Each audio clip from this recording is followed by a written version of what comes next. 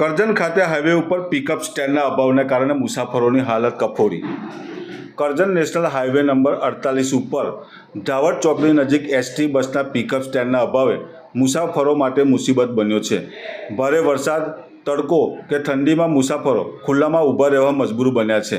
સુરત અને અમદાવાદ જેવા શહેરોમાં મુસાફરી કરતા લોકોને બસની રાહ જોતી વખતે હાલાકીનો સામનો કરવો પડી રહ્યો છે।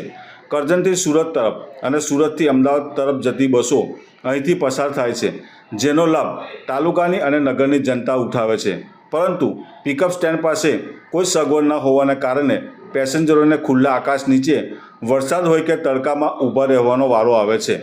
લાખો રૂપિયાની ગ્રાન્ટ હોવા છતાં ઢાવડ ચોકડી નજીક એક પણ પતરાનો શેડ નથી। જ્યાં પિકઅપ સ્ટેન્ડ છે ત્યાં બસો ઊભી રહેતી નથી, જેના કારણે મુસાફરો મૂંઝવણમાં મુકાયા છે।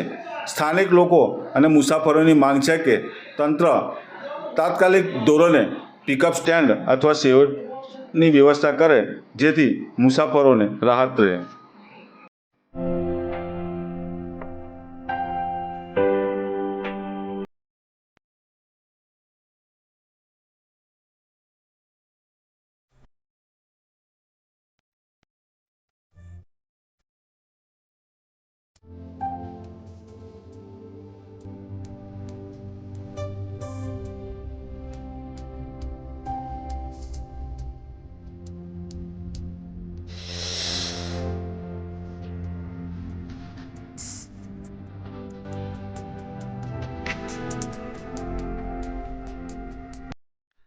એ પિકઅપ સ્ટેન્ડની માંગણી છે, શું કહેશો? પિકઅપ સ્ટેન્ડની ખાસ જરૂરિયાત છે। ભરૂચ હોય, ભરૂચ તરફ જવાના પેસેન્જર હોય કે વડોદરાથી કરજણ તરફ જવાના પેસેન્જર હોય, એ બ્રિજ નીચે આ વરસાદની અંદર ખૂબ જ હાલાકીનો સામનો કરવો પડે છે।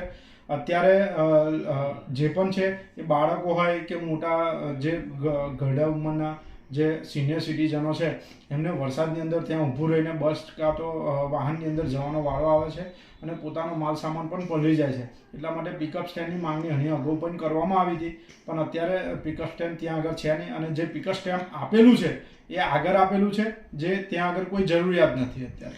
આ બાબત કોઈ રજૂઆત પીડીને તેમજ લોકલ જે અત્યારે અહીંયા આગળ પીડી દ્વારા અહીંયા આગળ નેશનલ હાઈવે ઓથોરિટીના જે સાહેબ આવે છે એમને રજૂઆત કરવામાં આવી હતી, અને એમને કીધું હતું, સંતોષકારક જવાબ પણ આપ્યો હતો, પણ હજુ સુધી કામ કંઈ થયું નથી।